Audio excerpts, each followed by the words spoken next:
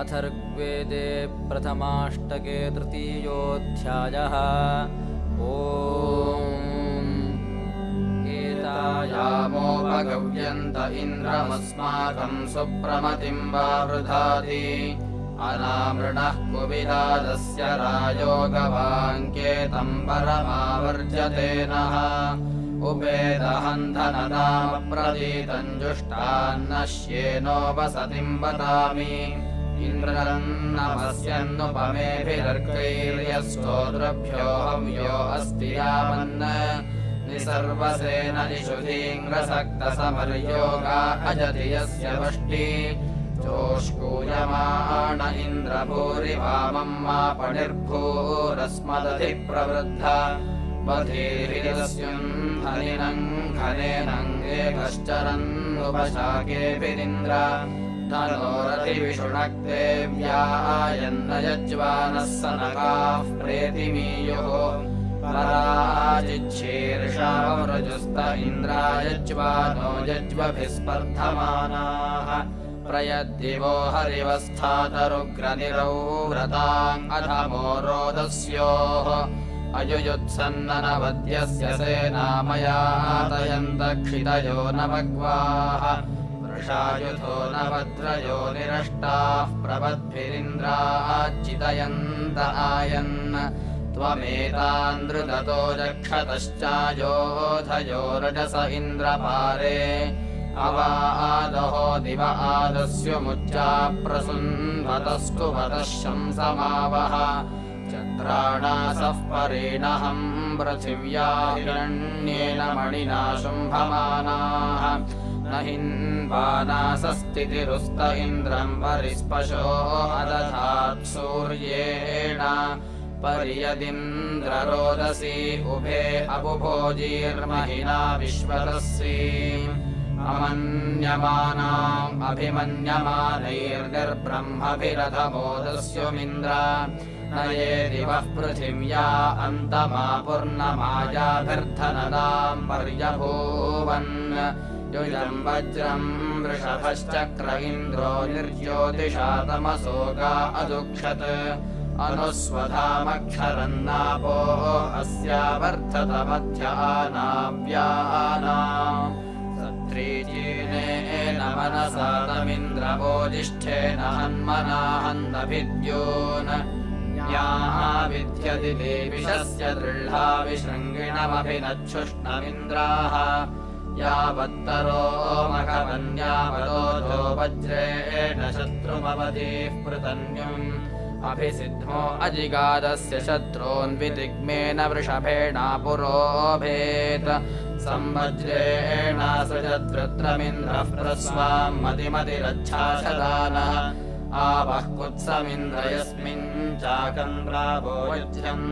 वृषभं दशद्युम् शभच्युतो रेणुर्नक्षत्रद्यामुच्छ्वैत्रेयो नृषाह्यायतस्थौ आवश्यमं वृषभं दुग्र्या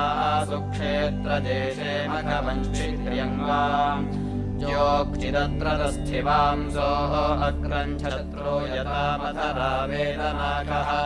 त्रिश्चिन्नो अद्याभवतन्न वेदसा विभुर्वाह्याव उतरातिरश्विना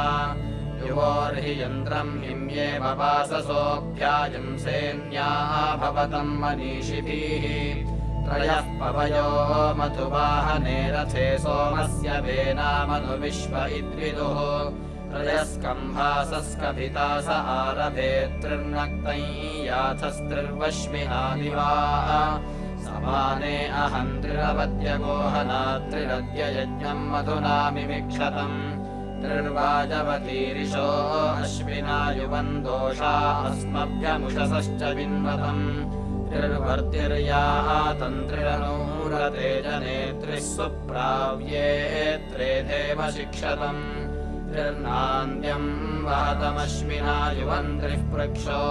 अस्मे अक्षरेव पिन्वतम् त्रिर्नो रयिं वहतमश्विना युवन्त्रिर्देवताः त्रिरुतावतन्धियाः त्रिस्सौ भगत्वं त्रिरुतश्रवांसि नस्त्रिष्ठं वां सूरे दुहितारुहद्रथम् त्रिर्नो अश्विनादिव्यानि भेषजात्रिः पार्थिवानि त्रिरुदत्तमद्भ्यः ओमानम् संयोर्मम कायसूनवे त्रिधातु शर्म वहतम् शुभस्पति त्रिर्नो अश्विनाय जतादिवे दिवे परित्रिधातु पृथिवीमशायतम् तिस्रो नासत्यारथ्या परावत आत्मे भवादस्वसराणि गच्छतम् त्रिरश्विना सिन्धुभिः सप्तमात्रभिस्त्रय आहावास्त्रेधा हविष्कृतम् तिस्रः पृथिवीरुपरि प्रवादिवो नाकम् रक्षेथेद्युभिरक्तुभिर्हितम् क्वा त्रिचक्रात्रिव्रतो रथस्य क्वा अत्रयो बन्धुरो ये सनीळाः कदा योगो वाजिनो रासभस्य येन यज्ञन्नासत्योपयाथः आनासत्यागच्छतम् हूयते हविर्मध्वः पिबतम् मधुपेभिरासभिः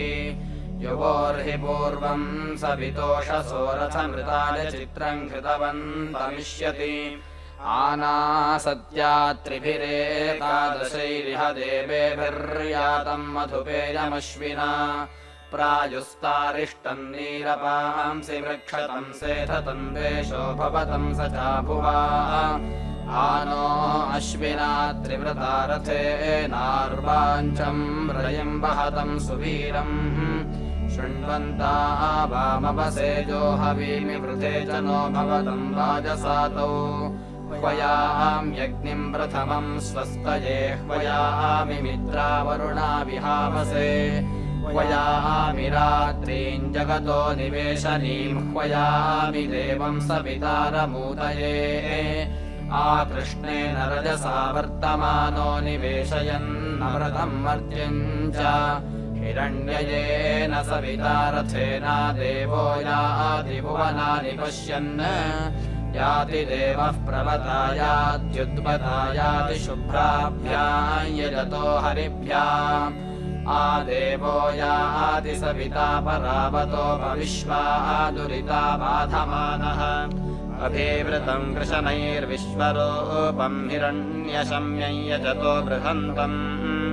आस्थाद्रथम् सविता चित्रभानुः कृष्णारजांसि कविशीन्दधानः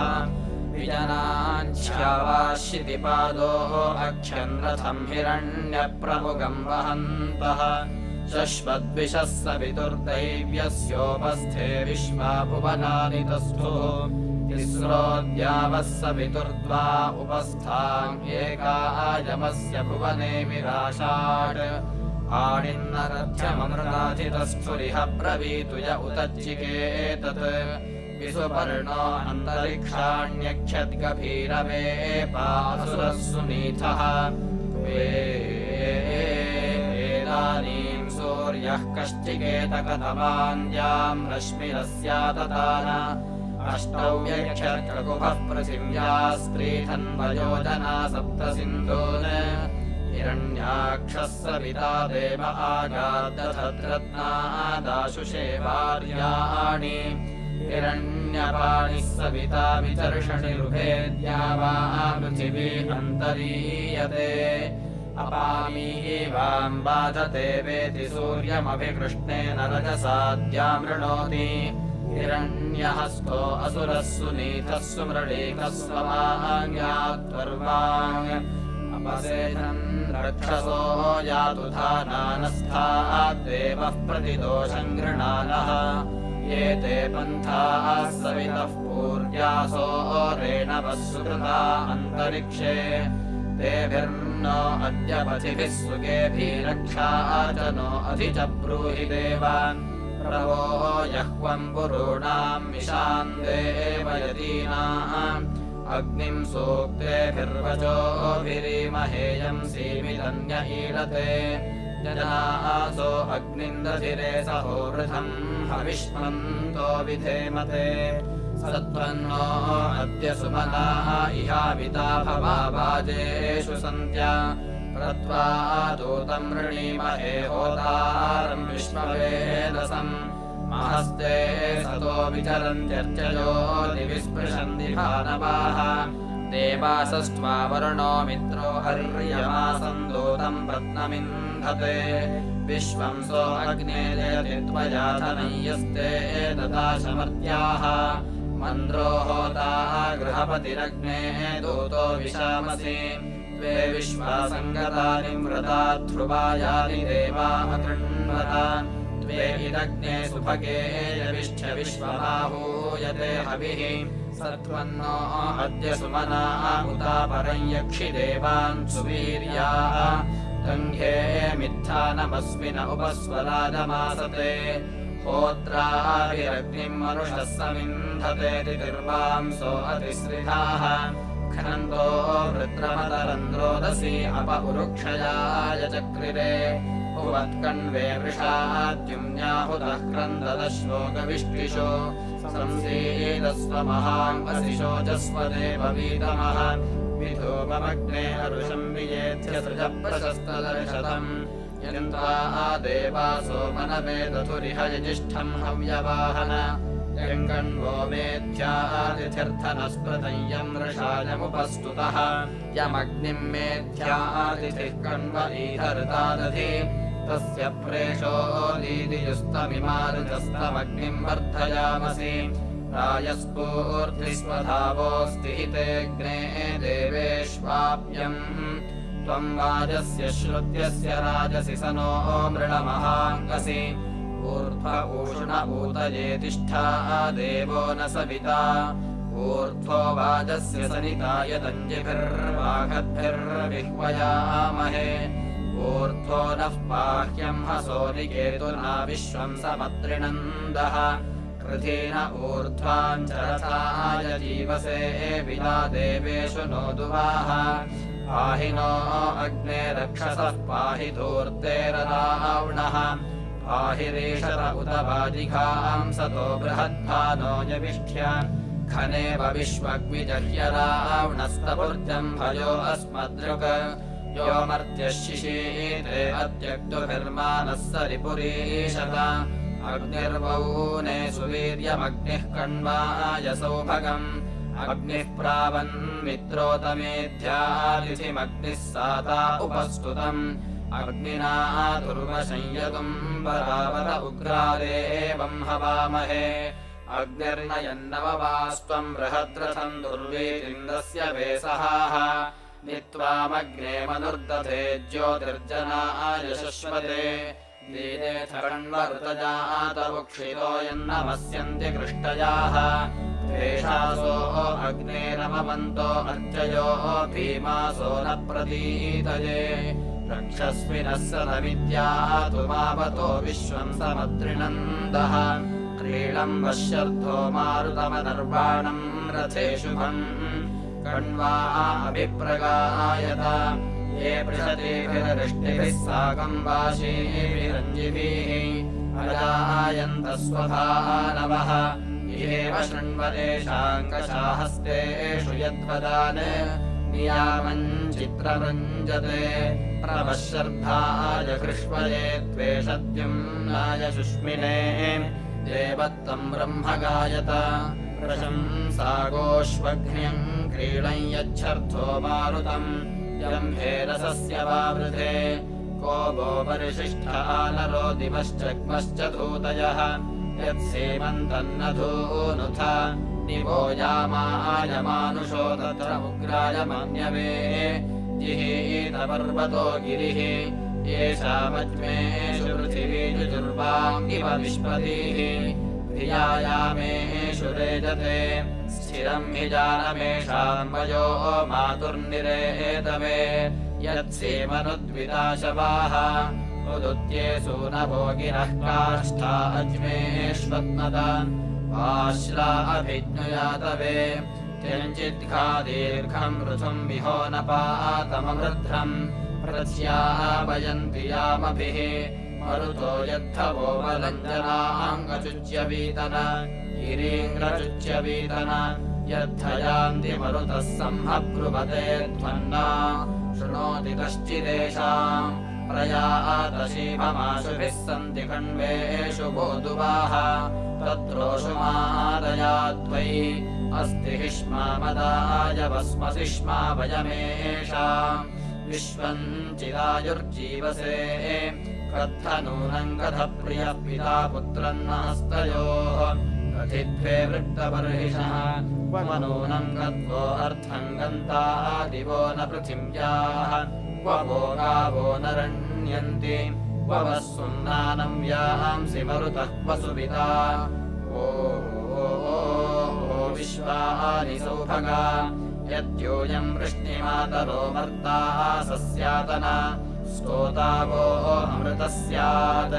मा वो मृगो न यवसे जरिता पूतजोष्यः पथायमस्य गादुपा मोषुणः परापरानिर्दुर्षणावधीत् अधीष्टतृष्णया सह सत्यम् द्वेषा अमवन्तो धन्वञ्चिदा रुद्रिया सह मिहम् कृण्वन्त्यवाताम् वाश्रेव विद्युन्मिमातिवत्सन्नमातासि शक्ति यदेषाम् वृष्टिरसर्जि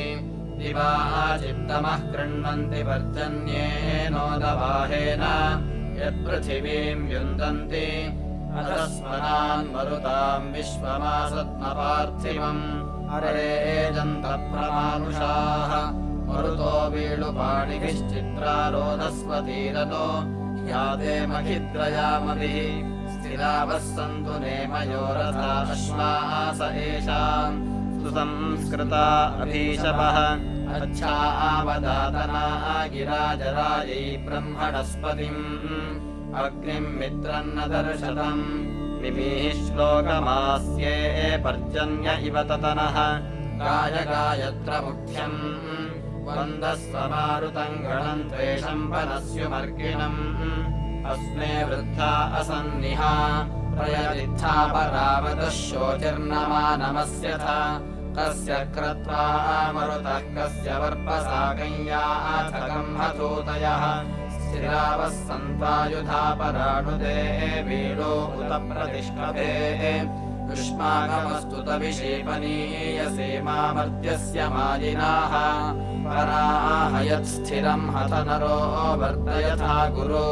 व्याथनवनिनः पृथिव्याम् व्याशाः पर्वतानाम् न हि वः शत्रुर्विविदे अथिद्यविनभूम्याम् ऋषादसः युष्माकमस्तु तविशीतनायुजा रुद्रासो नोचिदाधृशे प्रवेपयन्ति पर्वतान् विविञ्चन्ति वनस्पतीन् प्रो आरतमरुतो दुर्मदाः इव देवासः सर्वया विशा उपोरथेषु पृषतीरयुग्धम् वृष्टिर्वहति रोहितः आवो यामाय पृथिवी चिदश्रोतपीपयन्तमानुषाः आवो मक्षूतनाय तम् रुद्रा अवो वृणीमहे गन्ता नूनन्नो वसा यथा पुरेत्था कण्वाय बिभ्युषे युष्मेषितो मरुतो मर्त्येषित आयो नो अभ्व ईशते वितञ्युयो दशरसाभ्योजसाभियुष्माकाभिरोतिभिः असामिः प्रयज्य वः कण्वन् ददप्रचेतसः असामिभिर्मरुत आनभूतिभिर्गन्ता वृष्टिन्न विद्युताः असाम्योजो बिभृथा सुदानवोऽसामिधूतयः शवाः ऋषिद्विषे मरुतः परिमन्यपरिशुन्न सृजतद्विषम् उत्तिष्ठ ब्रह्मणस्पते देवयन्तस्त्वेमहे उपप्रयन्तु मरुतः सुदानव इन्द्रप्राशोर्भवास च त्वामिद्धि सहसस्पुत्रमर्त्य उपब्रूते धने हिते सुवीर्यम् मरुत आश्वश्यन्दधीतयो व आचके प्रैतु ब्रह्मणस्पतिः प्रदेव्येतु सूनृताः अच्छावीरन्नर्यम् पङ्क्तिराजसन् देवायज्ञन्नयन्तु नः यो वाखते ददातिसूनरम् वसुसधत्ते अक्षिरिश्रवाः तस्मागिलाम् सुवीरामायजामहे सुप्रदूर्तिमनेहसम् प्रनूनम् ब्रह्मणस्पतिर्मन्त्रम् वदत्युक्त्यम् यस्मिन्निन्द्रो वरुणो मित्रो अर्यमा देवा ओकांसि चक्रिरे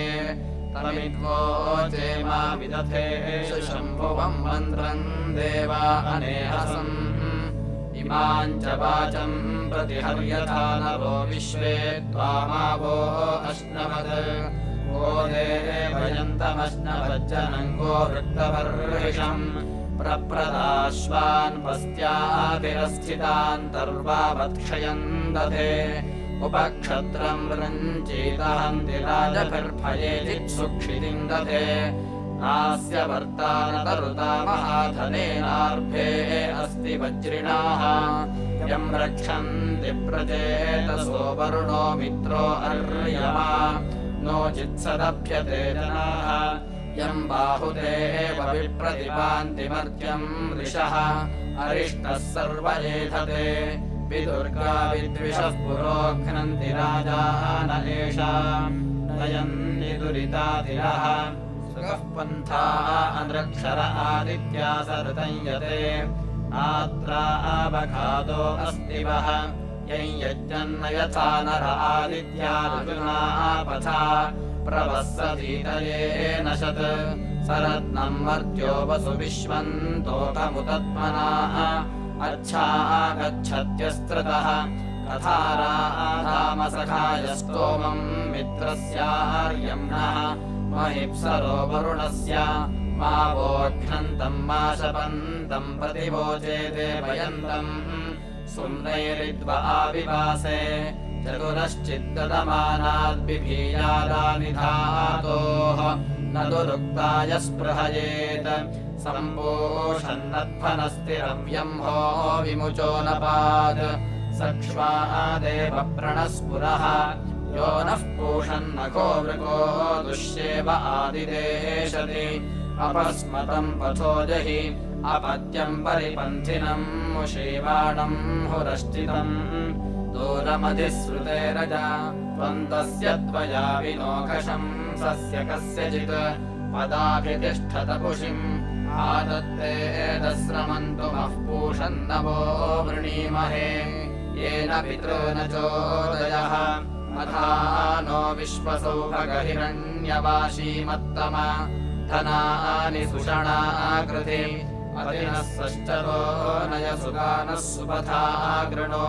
पूषन्निह क्रतुम् विदः अभिसूयवसन्नयननवज्वारो अध्वने पूषन्निह क्रतुम् विदः शक्तिपूर्तिप्रयंसि च शिशीः प्रास्युदरम् पूषन्निह क्रतुम् विदः न पूषणम् मेधामसि सूक्तैरभिवृणीमसि वसूनिदस्ममीमहे कद्रुद्राय प्रचेतसे मीषुष्टमाय तव्यसे वोचेमशन्तमम् हृदे यथा नो अदितिः करत्पश्वेन्द्रभ्यो यथा गवे यथा तोकाय रुद्रियम् यथा नो मित्रो वरुणो यथा रुद्रश्चिकेतति यथा विश्वे सजोषसः गाथपतिम् मेधपतिम् रुद्रञ्जलाशभेषजम् तच्छय्योः सुम्नमीमहे यः शुक्र इव सूर्यो हिरण्यमिव रोचते श्रेष्ठो देवानाम् वसूः शन्नः करत्यर्वते सुखम् मेषाय मेष्ये नृभ्यो नारिभ्यो गवे अस्मे सोमश्रियमधिनिधेहि शतस्य नृणाम् महिश्रवस्तु विनृम्णम् मानः सोमपरिपातो मारातयो जुहुरन्त आन इन्दो वाजे भज यास्ते प्रजा अमृतस्य परस्मिन् धामनृतस्य मूर्धानाभा सोमवेन आभूषन्ति सोमवेदः अग्ने विवस्पदुषसश्चित्रम् राधो अमर्त्य आदाशुषे जातवेदो वहात्वमत्या देवान्मुषर्बुधाः युष्टो हि दूतो असि हव्यवाहनोऽग्ने रथिरध्वराणाम् सजोरश्विभ्यामुषसा सुवीर्यमस्मे देहि श्रवो बृहत् अद्यादूतम् वृणीमहे वसुमग्निम् पुरप्रियम् धूमकेतुम् भातृजीकम् युष्टिषु यज्ञानामध्वरश्रियम् श्रेष्ठं यविष्ठमतिथिं स्वाहुतञ्जुष्टं जनाय दाशुषे देवाङ्गच्छायातवे जातवेदसमग्निमीरेव्युष्टिषु स्तविष्यामि त्वामहं विश्वस्यामृतभोजन अग्नेत्रातारममृतं मियेच्छरिष्ठं हव्यवाहन सुशंसो बोधिगृणते जविष्ठ्यमधुजिह्वस्वाहुतः प्रस्कण्वस्य प्रतिरन्नायुर्जीवसे नमस्यादैव्यञ्जनम् होतारं विश्ववेदसं संहित्वा विष इन्धते स आवह पुरुहूतप्रचेतसोऽग्ने देवां इह द्रवत् सवितारमुषसमश्विना भगमग्निं युष्टिषुक्षपाः कण्वासस्त्वा सुतसो मास इन्धते हव्यवाहं स्वध्वर पतिर्ह्यध्वराणामग्ने दूतो विशामसि उषर्बुधावह सोमपीतये देवाङ्गद्यस्वर्दृशाः अग्ने पूर्वा अनूषसो विभावसो दीदेथ विश्वदर्शतः असि ग्रामेष्वपिता पुरोहितोऽसि यज्ञेषु मानुषः नित्वा यज्ञस्य साधनमग्ने होतारमृत्विजम् मनुष्वद्देव धीमहि प्रचेतसञ्जीरम् दूतममर्त्यम् यद्देवानां मित्रमहः पुरोहितोऽन्तरो यासि दूत्यम् सिन्धोरिव प्रस्वनिता स कूर्मयोऽग्नेर्भ्राजन्ते अर्चयाः श्रुतिश्रुत्कर्णबन्धिभिर्देवैरग्ने सयावभिः आसीदन्तु बर्हिषि मित्रो अर्यमाप्रातर्यावाणो अध्वरम् शृण्वन्तु स्तोमम् मरुतः सुदानवोऽग्निजिह्वारतावृधाः पिबतु सोमम् वरुणो धृतव्रतोऽश्विभ्यामुषसा सजूः त्वमग्ने वसूं गृहरुद्राम् आदित्याङ्कुता यजास्वध्वरञ्जनम् मनुजातम् हृतपृशम् सृष्टिवानो हि दाशुषे देवा अग्ने विचेतसः कान्द्रो हि दश्वगिर्वणस्त्रयस्त्रिंशतमावः प्रियमेधवदत्रिवज्जातवेदो विरूपवत् अङ्गिरस्वन्महिव्रतप्रस्कण्वस्य श्रुतिहवम् महिकेरवभूतये प्रियमेधा अहूषत राजन्तमद्धराणामग्निम् शुक्रेण शोचिषा घृताहवनसन्त्येवा उशुश्रुधी गिराः यादिः कण्वस्य सूनवो हवन्ते वसे त्वाञ्चित्रश्रवस्तमहवन्ते विक्षुजन्तमाः शोचिष्के शम्भुरप्रियाग्ने हव्याय वोढ्ढवे नीत्वा होतारमृद्विजन्दधिरेव सुवित्तमम् श्रुत्कर्णम् सप्रथस्तमम् विप्राः अग्ने दिविष्टिषु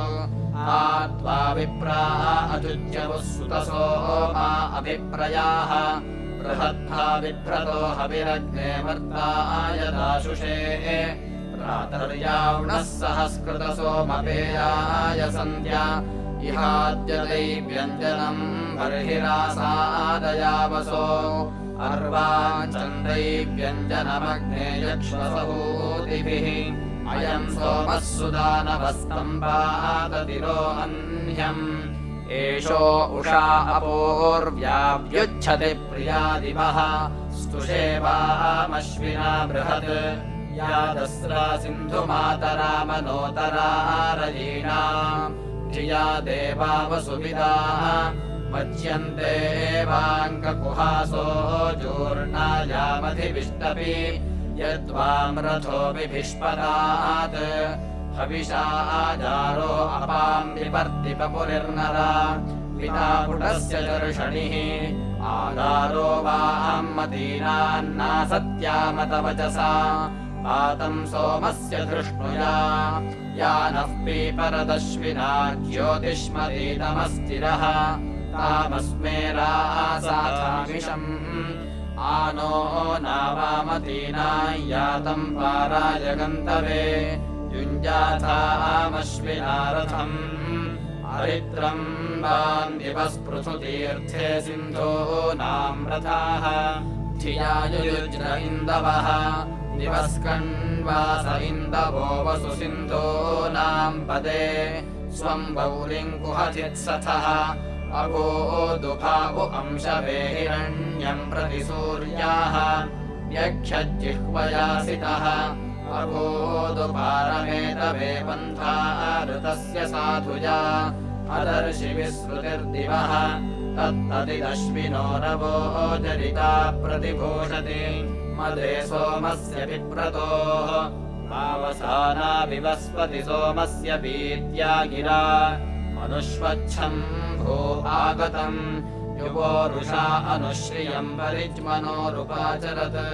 ऋतावनथो अक्तुभिः उभाविपतमश्विनो भानः शर्म यच्छतम् अवित्र्याभिरोधिः इति प्रथमाष्टके तृतीयोऽध्यायः।